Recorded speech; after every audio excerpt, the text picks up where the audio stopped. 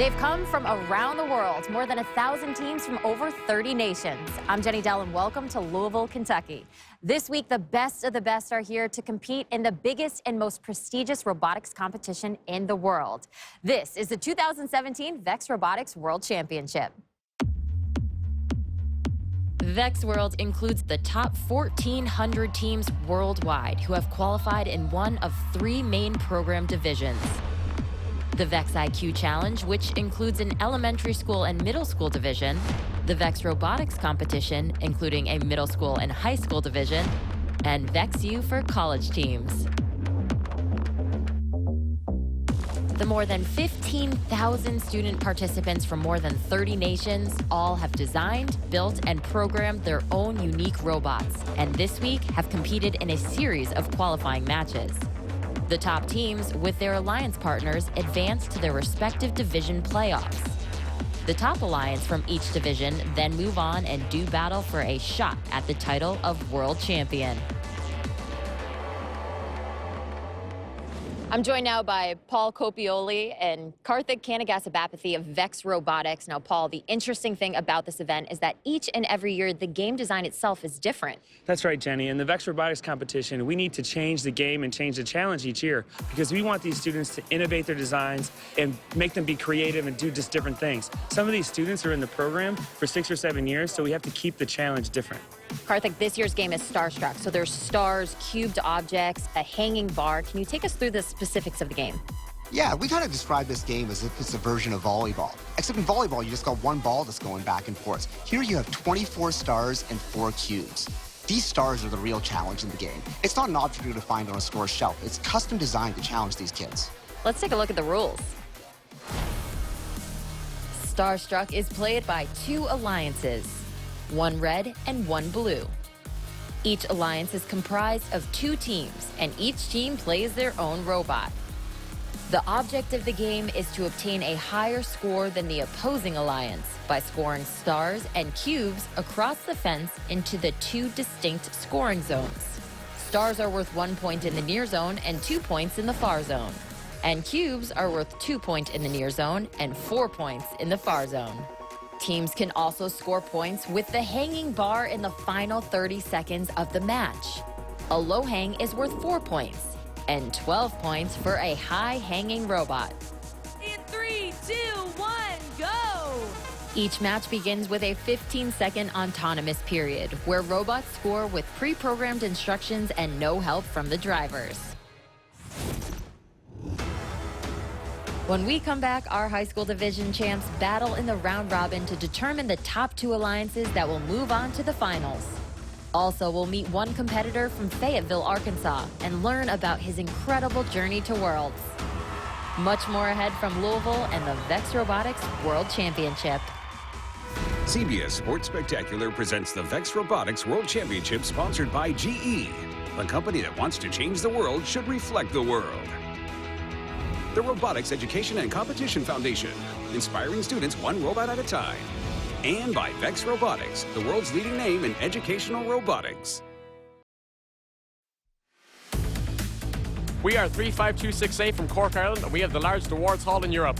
Yeah! Our team name is Creativity Private School, and we are from Bahrain. Buenos días, nosotros somos el equipo King Row, identificado con el ID 6250E. Venimos del país Colombia. Welcome back to Freedom Hall in Louisville, Kentucky for the 2017 VEX Robotics World Championship. The VEX Robotics Competition High School is made up of 6 divisions: science, technology, engineering, math, research, and arts.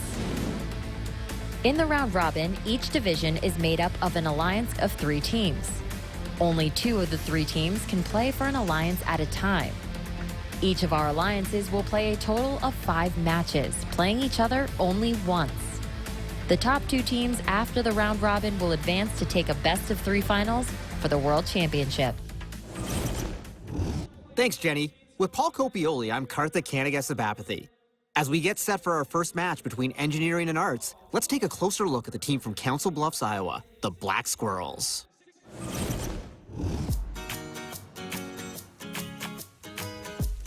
We're named the Black Squirrels because black squirrels are actually a local animal that you see within Council Bluffs, and we like to keep the names kind of representing our local area. The Black Squirrels have been sort of a dominant team in the region for the past couple of years. A lot of people know the name Black Squirrels or 5813B. It's really important to us to represent our community just so we can, set a path for the future people and kind of show, like, this is where we come from and this is what we're able to do and what we're capable of. My role started out as a programmer, just helping out with autonomous, and ended up being the driver of the robot. She's been an incredible member of this team. Her character and her demeanor is one of the things that made this possible.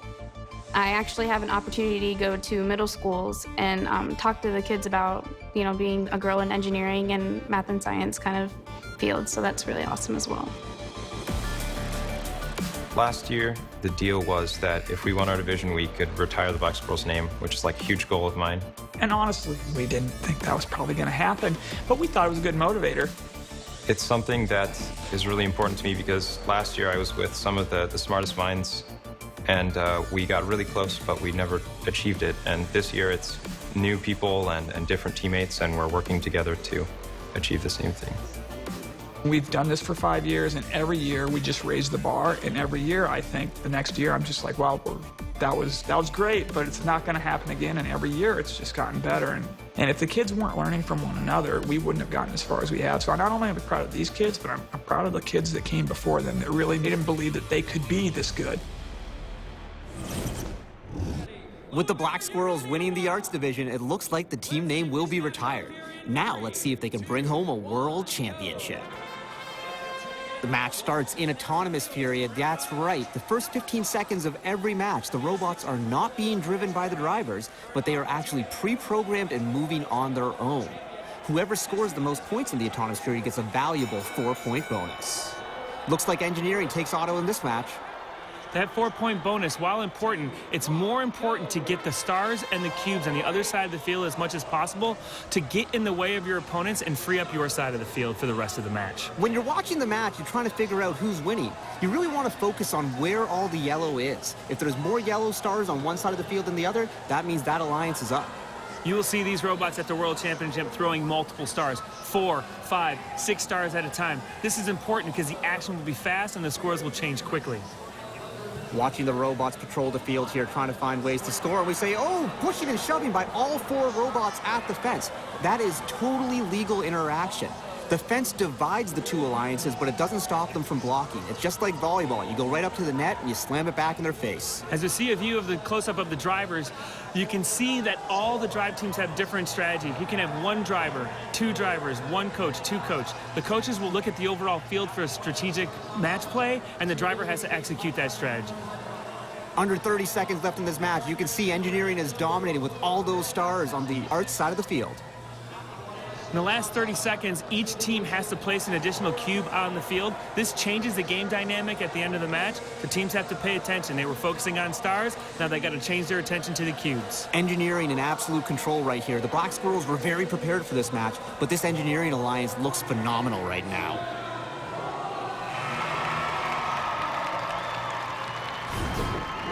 This replay, the alliance in the blue side has all their stars on the field. It's really slowing them down. You can see the active blocking and the engineering team doing a great job of stopping the scoring.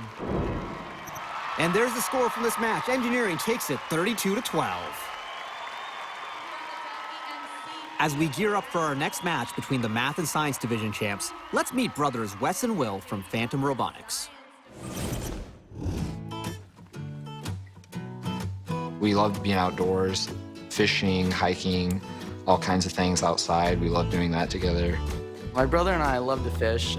It really is our big escape, or kind of release from the tensions of robotics, to just go out, get on the water and go and catch some fish. We have 2 brothers on the team, Wes and Will. Will is the older of the 2. But because they are brothers, they kind of know how each other's think, and they complement each other as far as builds and ideas. That's something that very few teams can say, is that they actually have siblings on their team. Then Nathan and Zach and some other guys, we go way back. We've known each other for quite a long time. We're really just a really tight-knit group. We're basically like a family. We work incredibly well together. They're a very hardworking group of kids and self-motivated. And this year, at the beginning of the year, they said, we're going to go to Worlds. And I said, okay, that's good. And, you know, nice goal. That's what we wanted to do. We really wanted to take our program to the next level. We put in an incredible amount of work to be able to get in that position to make that happen. In this next round-robin match, we have the Math Alliance led by Phantom Robotics up against Science. In autonomous mode, you see some robots going for stars, others going for cubes. Absolutely essential that partners work together to try and secure the autonomous bonus. It is very important that the robots try to complement each other and coordinate, but more importantly than getting stars and cubes individually is to stay out of each other's way so that each robot can get the most amount of objects on the other side of the field. Driver control mode starts. Phantom Robotics immediately trying to dump 4 stars. These manipulators are so large because the teams tried to get one device to score cubes and stars. As a result, that device can get a bunch of stars at one time and throw them over the fence. Science doing a good job here, but one of the robots is in a little bit of trouble. They go over. Let's see if they can get themselves back up. They're really going to push hard. They need to get back up to survive this match, but this is bad news. They just got dunked on. Ouch, right in their face. Just a little bit of time where it's 1-on-2 changes the course of the match. The stars are all clumped on the blue side of the field. Science has a lot of work to do.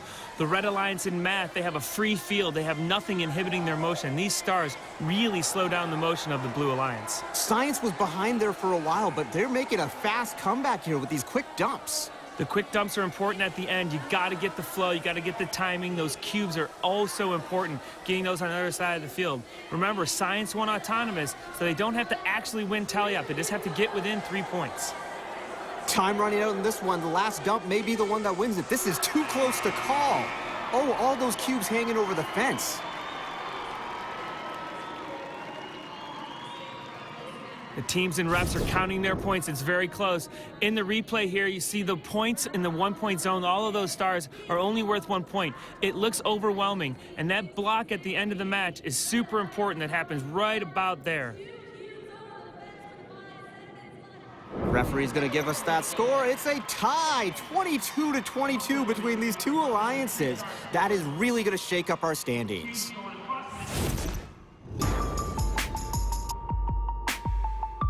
Being at Worlds is a really great experience because you get to meet a lot of new teams and like make new friends. And it's a really great experience just to see like a really high level of competition and how everyone can work together.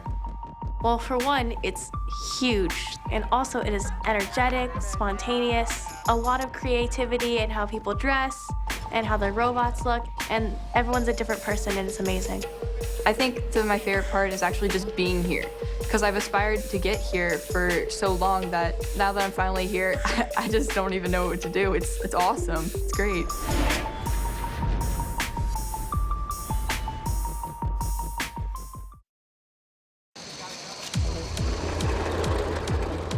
We are Team 1231E Electrobots from Benton Middle School in Manassas, Virginia, and we are state champions. We're Team 1981F GMS Adam from Grant Middle School in Marion, Ohio, and we are the Ohio State champions. Hi, we are Team 6986E Lancers Robotics. We are the middle school team, and we are very excited to be here. Hi, we're 2616H from Cherry Hill, New Jersey, and we're the Harambots.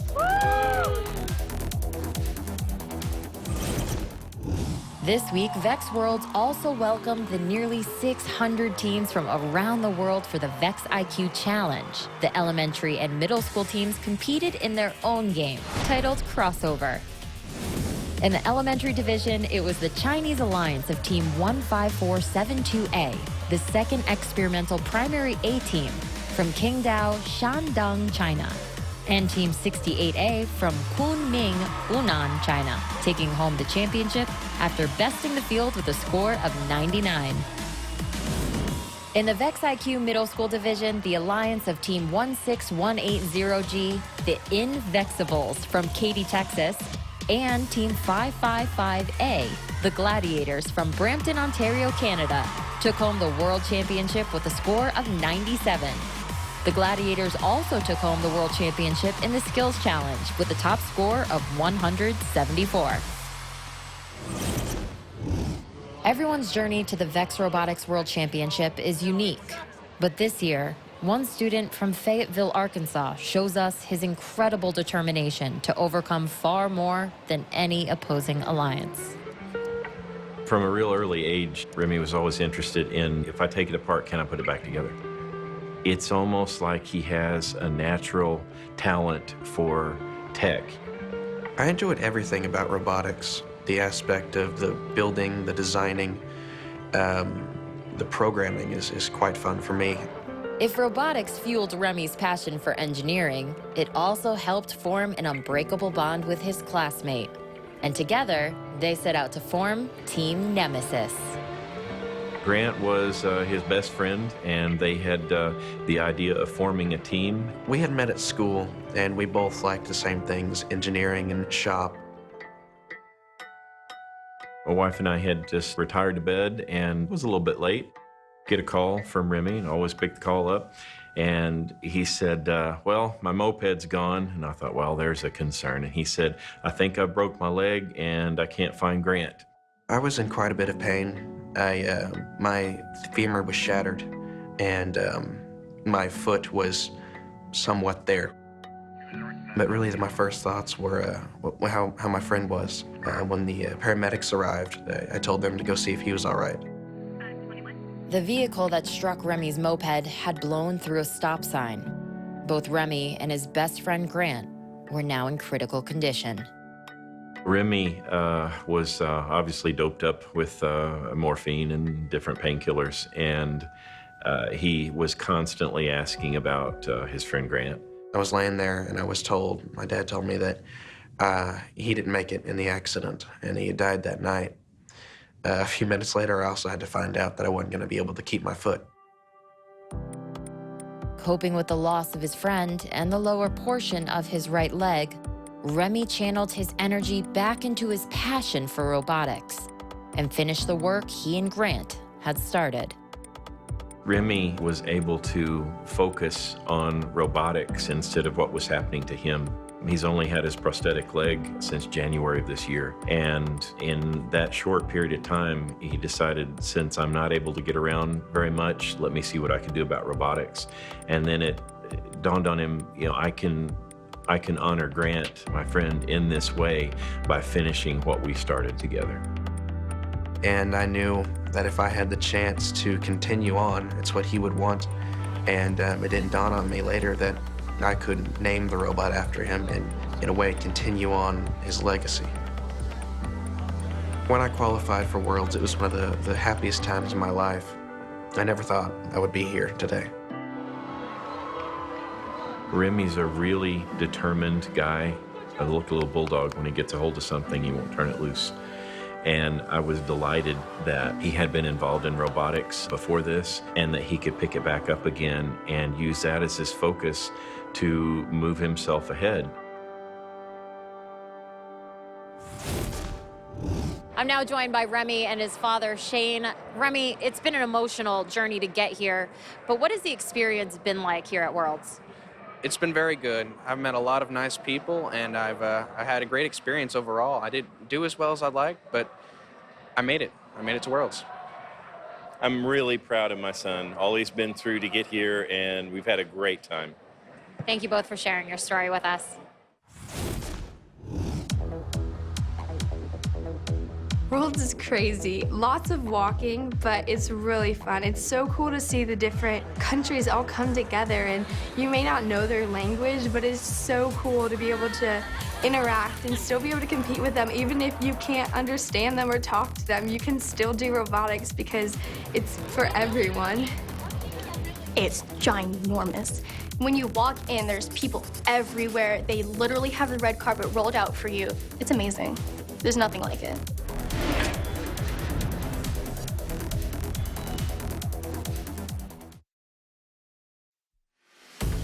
We're Team 9290D from Hereford Middle School, Moncton, Maryland. That's Carolyn, Julia, Natalie, Zoe, and I'm Catherine.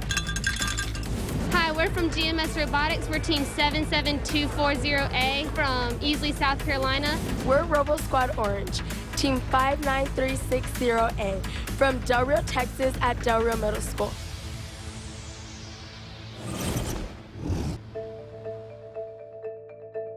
The Girl-Powered Social kicked off this week to recognize and celebrate the young women involved in VEX Robotics and emphasize the opportunities that they have to change the world. One of the featured panelists was Kentucky's Lieutenant Governor, Janine Hampton, an industrial engineer herself. I think girls are finding the same things exciting in robotics that the boys are. There is that tech angle in some cases that excites them, the teamwork aspect of things. Unlike physical sports, robotics is a sport of the mind. Girls have different mindsets than guys a lot of the time. So by having both genders in STEM and engineering overall, you have more ideas and a variety of things that you can do. Guys can do really well, but girls can do just as well. And I think that's really important to get girls just to get their confidence up and realize that they can do it too. I think that since we are now a girls team that we are definitely more pumped than other teams might be because it's like, hey, we're doing something that people have said that we're not allowed to do or can't do. We are all equal in this STEM program. To me, it doesn't really matter at all. It's just we're all here to compete and we're all here to have fun. Thanks to the Girl-Powered initiative, the face of robotics is changing, showcasing inspiring examples of successful women and providing the necessary support and tools at the community level. The program is driving for equal representation of boys and girls in robotics. Science, technology, engineering, and math, those are universal languages, and they don't care about your sex, they don't care about your race, they don't care about any of that. And so you can't get a more level playing field than that. And so the sooner we get girls interested in this, the better. Thanks, Jenny. It's great to see so many young women making an impact at this year's World Championship. Now, let's meet the team with Texas-sized pride from the small town of Cumbie. Cumbie is a very small town with 777 people. Very, very small. That's how most people describe it. There's a lot of agriculture, very old school, so having robotics here is really eye-opening to the community. This is the most important thing that you need to know about Cumbie to get an idea of who we are. Our mayor is also the lunch lady. Our community is very, very proud of our robotics team here at Cumbie High School. Last year named a street after them. Our entire community has really supported us. They put a billboard up with the kids and the robot on the billboard, and that was a really big deal to them. I don't think they expected us to do as well as we have. The first year we did it, we were awful. But then every year we learned more and more and more. We actually have 3 females on our team that is going to Worlds, and they have shown me that it doesn't matter whether you're a girl or you're a boy. They're just as capable as the guys. I didn't think I would like robotics because I was in sports, and I decided I didn't like sports. So I tried robotics, and at first I was like, well, I don't know if I'll be into this, especially being a girl in it. But after maybe like a month, I already fell in love with it. I loved it. I think that most people would be really surprised to know that a small school could actually be as successful as they have been for the last few years. It's very, very doable. A small school can do it with support from your community. It feels great to represent Cumbie because, of course, being from a small town, nobody really knows where or what Cumbie is, so we kind of put it on the map. You don't have to come from a rich school or have a lot of money to do great things. You can be from wherever. As long as you try your best, and you can do great things.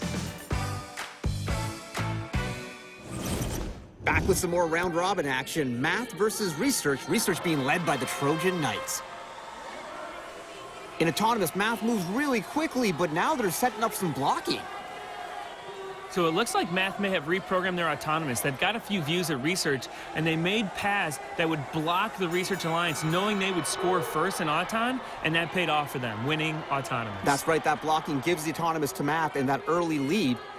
Driver control mode starting. You may notice that the Math Alliance features Phantom Robotics, but Phantom Robotics is not in this match. Alliances consist of 3 teams, but only 2 play in any given match. On the left side of the field here, there's a stalemate with 1 robot on the research side with 5 stars in their grasp, and the Math Alliance robot is stopping them from playing, saying, look, we won Auton, we don't need these stars, you need these stars, we're gonna let our partner take care of business.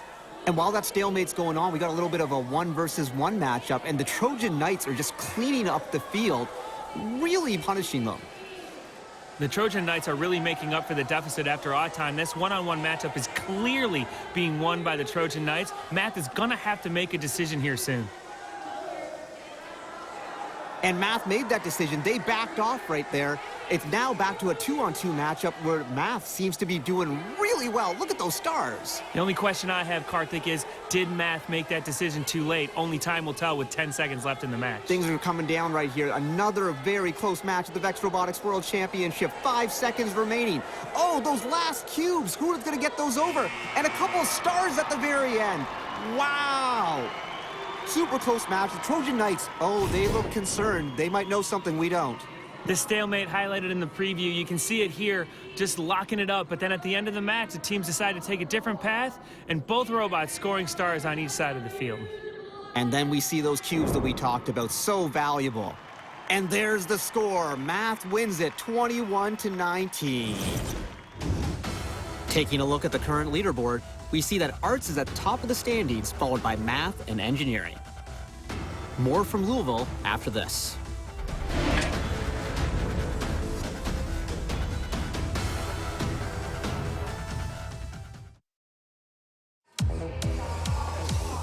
One of the great things about the robotics community is we all have a common goal. We're all working towards something, and even when we don't agree on anything, we can always work together to figure out a better solution that's even better than our first original idea. We all share the passion of robotics. We're all here to compete and have fun and share our love for robotics with each other. Basically being surrounded by people who understand you and are interested in the same things as you. And even with the people who don't speak English, it's like you still have something in common and you can still find ways to communicate, to work together. Muy bien, muy bien, muy bien, muchas gracias. And it's just an amazing experience. I don't know where else I would be without robotics. I'm with Paige from Paige Robotics. Paige, you've been involved in the robotics world for quite some time, but this year, a personal journey. Can you take us through it? Well, so basically, I was with my high school team for the first 3 years of high school, and senior year came, and I really just wanted to go out and challenge myself because I actually want to get into the engineering field, so that's why I started my own team this year. And you can tell these robots have a military inspiration. Where does that come from?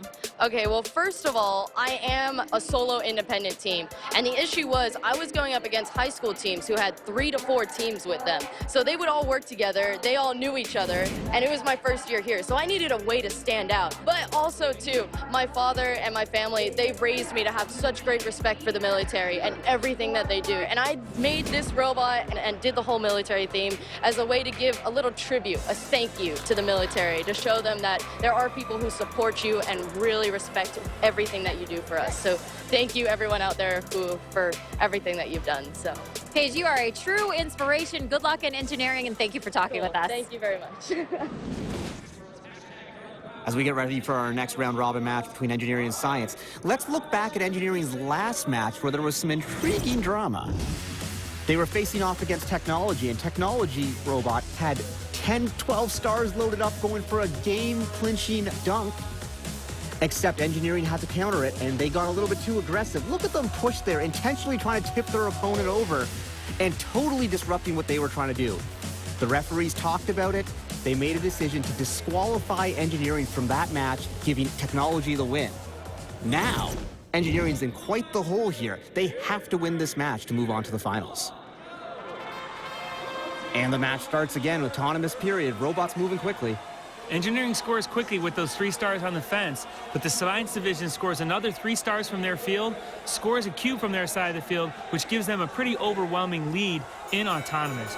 Engineering will have to dig out of this hole if they want to win this match, and this is a must-win. So in the beginning of tally-up, engineering has to work quickly. Science is getting to work on those stars, but the engineering division getting those cubes over the fence, they have cleaned out their side of the field. They have made this a quite even match. They did a great job of recovering from autonomous. Every time science makes a dump, engineering seems to have an answer. They got some great counter moves here. An intriguing strategy as they play this one out. They're putting a lot of the stars in the middle of the field right in front of the science division's fence. That slows them down because these are not only game objects, they're inhibitors to movement. So as long as engineering can keep the movement of the science division slower, they may end up winning this match. We got less than 30 seconds left. That means the extra 2 cubes have been introduced into the field. Those cubes could be the deciding factor. We see a little bit of interaction at the fence, pushing and shoving, trying to get these stars and cubes over. It is super close with less than 15 seconds remaining. Oh no, it looks like a couple of the science division robots have been tipped over.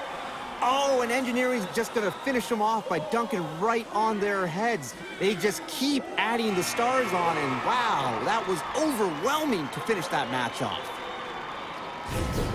Let's take a look at the replay, Karthik. We see the cubes flying over from the engineering. Science starting to get a cluster over here. You've got engineering going over to score, science scoring, and there's the tip. Robot on the side, you're pretty much doomed if you're playing 2-on-1. And the final score, engineering takes that one 33-7. They now are still alive in their quest to be world champions. Now, let's go to Jenny.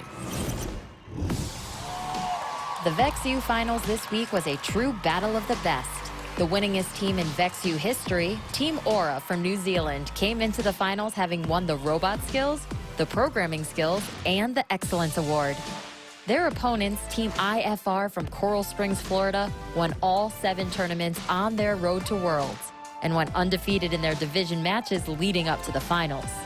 In the best-of-3 finals, Team Aura only needed 2 matches to top Team IFR and bring home their first world championship. The VEX Robotics competition middle school finals went the distance with the Red Alliance, made up of Team 8736A from Shanghai, China, and their partners from Team 8065U from Singapore, losing their first match and coming back to win the next 2 to be crowned world champions.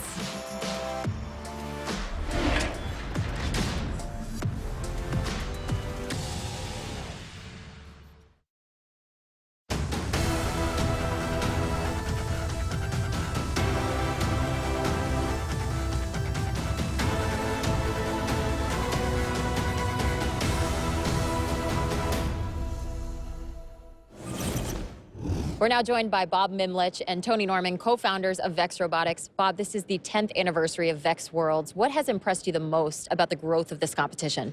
Well, we never would have guessed that we'd have made it to 18,000 teams in 10 years. This year at the World Championship, we have 1,400 robots here. We didn't have that many at the first event. We didn't have that many students at the first event. So the growth has been phenomenal. Now we're in 40 countries around the world, reaching 1 million kids a year. It's just astounding.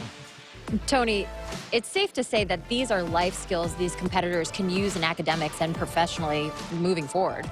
Exactly. We thought at the beginning we're going to teach math and science, but at the end of the day, it's dedication, teamwork, working together, and really those life lessons that just make you excel in life. And that's what really just makes us so proud to see the way these kids change. It's an incredible competition. Thank you, guys. Thank you very much. Thanks, Jenny. Now let's take a look at the current standings. Art's in first place at a record of 3-1, followed by engineering, math, and research. Our next round-robin match, we have math versus technology. If math wins this match, they will move on to the World Championship Finals. Phantom Robotics is back on the field, so we get to see their extreme star-clearing abilities. At the start of autonomous, the math division scores quickly, but technology has a couple of stars and a cube that got over on the math division side. That could be the difference. There's another load of stars getting ready to go up and over. Even though they didn't score them, they still moved them from the 2-point zone to the 1-point zone, which advances them and gives them the win in autonomous. Technology with a big lead right here. It's going to be up to math to try and form a comeback, but look, watch out. They got Phantom Robotics, the fastest star-clearing robot in the world, arguably. As you can see, they're going back in that corner, working the stars, getting them over. One dump quickly. They acquire a cube. It's back over quickly. Going back for a couple more. 2 more stars. 3 scores when the opposing robot only scored once. And they have 5 stars in their possession. Boom! Over the fence. That 5-star dump really opened up the field there for Math. Their side of the field is almost empty, except technology's not giving up. Look at that dump. Well, technology's getting to start a clump of stars in that right corner of their field. That's going to hinder their movement. It looks like the Math Alliance has a lot more free space, and they're really starting to cluster those cubes to stop the motion. These last couple seconds here, Math doing everything they can, and they are totally clearing their side of the field. And they've got some blocking going on right here. Time running down, and wow, Math really finished that match off strong. All 4 cubes are on the other side of the field. There are only 4 stars on their side of the field. You see the stars in the front section of this zone. It's really starting to clump up, and the Blue Alliance just couldn't maneuver around and score and outscore the speed of the Math Alliance. Phantom Robotics finished strong and finished hard. And our score, Math takes it 31-12. They are moving on to the finals. Here are the standings going into our last round robin match. Math in first place. Arts is in second place. With a win in this last match, they will guarantee themselves a spot in the finals. But a loss means they're out. We're back for our final round robin match. Research led by the Trojan Knights up against Arts and the Black Squirrels. If Arts wins this match, they're moving on to the World Championship Finals. But if they lose, they're going home. At the start of Autonomous, the Red Alliance Research Division cleared their side of the back line, which gives them a dominant lead after Autonomous mode. We saw in our last match, the Math Alliance, led by Phantom Robotics, was able to overcome an overwhelming Autonomous lead. Can Arts and the Black Squirrels do the same thing? Well, Karthik, I don't know, because these 2 alliances are extremely evenly matched, so Research has a large advantage due to their Autonomous mode. The Trojan Knights are completely cleaning up their side of the field. There's barely anything left. Every move that Arts makes, Research has an answer for. Research has a clear field with easy to maneuver around, but Arts has this clumped field with stars in their way, and it really slowing them down. This is the best Research has looked all tournament long, and it's really paying off. It's turning into a dominant win for Research, a very clear side of the field. Arts is just clumps of stars in their way. They can't seem to get it going, and Research is just flying across their field. Arts knows they need to win this match to get to the finals, but there's really not much that they can do at this point. As the cubes enter the field in the last 30 seconds, Research has a stranglehold on this match. The cube play isn't even helping Research at this point. They've just got everything under control. 15 seconds left in this match. We're going to see how it comes out here, but Arts, they basically have nothing that they can do anymore. Every object is on their side of the field. Research is just punishing them. Cubes, stars. Research's got nothing left to do. Hey, looks like they're going to try and hang. Going up, up, up, up. Yes, they did. They hung for those 12 bonus points. First time we've seen that in the round robin. The replay here shows the dilemma that the Arts Division was in. Clumped stars surrounding them, hindering their movement, and the Research Division took advantage of it, throwing cubes all over the field. There's the final score. Research winning 54-8.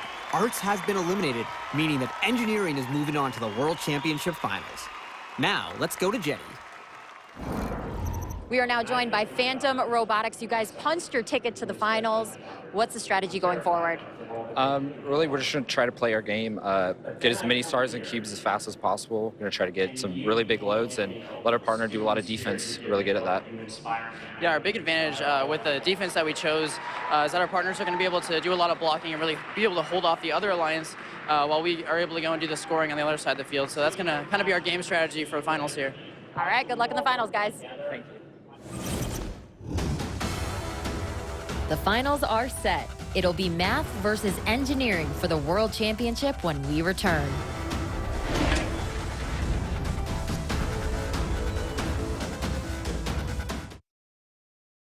CBS Sports Spectacular presents the VEX Robotics World Championship, sponsored by the Robotics Education and Competition Foundation, inspiring students one robot at a time.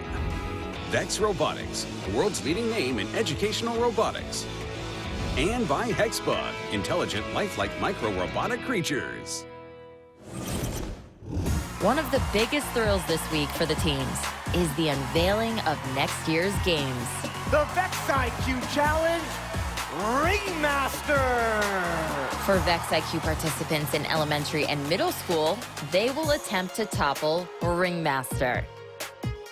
The object is to maximize your score with your alliance partner by scoring rings in the floor goal or on posts. And extra points are awarded for stacking rings in a uniform color. Introducing VEX Robotics competition in the zone. VEX Robotics competition in the zone will be played by VRC middle school, high school, and VEX U participants. The object of the game is to obtain a higher score than the opposing alliance by stacking cones on goals, by scoring mobile goals in zones, by having the highest stacks, and by parking robots at the end of the driver-controlled period. An incredible round robin, guys. Karthik, what impressed you the most about the robots? I really thought these robots were making some smart strategic decisions. They'd completely abandoned the hanging bar. The hanging bar is worth 12 points, and that's a lot. But these teams knew that they were so good at the speed game, they could score way more than that in the time it would take to hang. And Paul, what can we expect from the math and engineering alliances in the finals? Well, these two alliances have already played each other once in the round robin, so we've got a little bit of a preview of what we're going to see in the finals. They're going to use a speed game, both of them, but they're going to use the lanes and do the cross-court action and then try to block each other and anticipate where they're going to be throwing to keep the objects in the same side of the field. Getting ready for this match, it looks like Phantom Robotics is not coming out on the field. That is an interesting strategic decision here. Karthik, I completely disagree with this decision. They have the fastest star-scoring robot in the world, and they're on the sidelines. They should be playing every single match of this finals. Interesting to see how this one plays out. Autonomous mode, engineering, clearing the backline very quickly. Engineering clearing the backline. They've been doing that all during the round robin. And now in the finals, they get that cube and score that. That's a dominant lead for engineering after autonomous. Math appears to be in a bit of trouble here, but remember, in their last round robin match, Math lost autonomous badly, and they came back to win. However, that was propelled by the star-clearing ability of Phantom Robotics. Phantom Robotics is not on the field right now, so their alliance partner is going to have to pick up the slack. The Engineering Alliance taking advantage, and a robot on its back as the Engineering Alliance was trying to score 5 stars. The other robot got in the way from Math, and they are on their back. It is a 2-on-1 situation. This does not look good for the Math division. Things went from bad for Math to really, really bad right now. Their partner trying to pick them up, but I don't even know if that's going to make a difference at this point. That's the only move they have, Karthik. 2-on-1, they're going to lose a 2-on-1. They need their partner's help. The problem is, while they're trying to get their partner up, they get tangled up. There's stars surrounding them, cubes all on their side of the field. You've got the engineering division standing guard at the fence. They're in big trouble. You see the unofficial score at 47-0. All the objects are on the Math side of the field. The robots get untangled, but there's no time left with 10 seconds and the clock running out. Remember, these matches are in the finals are best 2 out of 3. You have to win twice to move on and be the world champion. So, all hope is not lost for Math. In the replay, even before the robot was on its back, the Math division was in big trouble. Engineering had a complete control of the match without the fastest star-scoring robot on the field. And then after the robot was on its back for Math, Engineering just cleaned up and dominated. Engineering is going to be leading 1-0 going into the next match of the finals, meaning it's do or die time for Math. Let's go to Jenny. I'm now joined by Will and Wesley with Phantom Robotics. Will, as Alliance captains, you elected to sit out the first round. What went behind that decision? So all through the finals matches in our division and even up through the round robin, we actually chose our alliance partners. They know each other very well. They practice with each other. One's from China and the other is actually from Canada, but they also speak Chinese. So communication is a huge factor in this game, and for them to be able to work together and be able to communicate very well was a big thing for us to be able to have them run together, and that's why we chose to have them go on our first match, because just the communication thing, and really that's what was very successful for us. That strategy was not at all successful for them in finals match 1. When you're the fastest star-scoring robot on the field, you need to be on that field every match. Lucky for them, finals match 2, they're back on the field. Phantom Robotics, let's see what they can do. All the pressure right here is on the Math Alliance to win and force a deciding third match. In autonomous mode, the Engineering Alliance is doing what they've been doing all day long, scoring a massive amount of stars in the beginning of Auton and scoring that cube at the last second, giving them a dominant lead and, more importantly, a clear field to work with at the start of teleoperated mode. This match is playing out exactly how Engineering wants to. They want to take a big lead in autonomous mode and then do their offensive defense that we like to talk about. They will always go to score stars, but every time they go to score, they do a little bit of blocking in the aftermath. The one thing about this Math division, they've got Phantom Robotics. They flipped the script with how fast they scored a bunch of stars. They were clumped, they took advantage of it, and they got them on the other side of the field quickly. Phantom Robotics really closed this one up. It was a big lead for Engineering to start the match, but with Phantom Robotics scoring stars, no lead is safe. It's very even right now, back and forth. Both alliances have a clump of stars in their front, but they have robots that can handle those stars and throw over 6 stars at a time. Watch Phantom Robotics. They just patrol the field like a free safety. Anything that comes their way, they dump it right back. They're scoring 4 stars, 5 stars, 6 stars at a time. All of these robots have upped their game for this. They know that this match is important. Are we going to go to a third match? Is Phantom Robotics going to be back on the field, or is their year done after this match? We've got the best robots in the world, and it shows with how fast the scoring's happening. Math is now starting a blocking strategy, trying to block those things. They can't get them blocked at the fence. The Engineering division scores those 3 stars, but now they've got a cube that's back over, stars that are back over. With under 30 seconds left, we've got cubes entering the field. There's 4 cubes now, so you can't just concentrate on stars. And it looks like all of those cubes, 3 of those cubes, and now 4 cubes on the red side of the field. That is trouble for the Red Alliance. Math division needs to take care of those cubes, or they are going home in 2. They are focusing on the stars, but they've got to get those cubes moved over to the other side. Engineering playing this cube strategy at the end of the match. Whoa! That ends it, and that's right. 4 cubes on one side of the field. That is good news for Engineering and not so good for Math. But Math, Karthik, has a bunch of stars in the far zone. 2 of those stars make up for 1 of those cubes, so we'll see what happens. You can see the star scoring going on there, the big clumps that were being picked up, and then the move to get the cubes over. Unlike in other matches, each alliance was handling those clumps of stars beautifully. In the replay, they were just taking care of business, but it's the cubes that made the difference. And there it is, Engineering wins 28-18.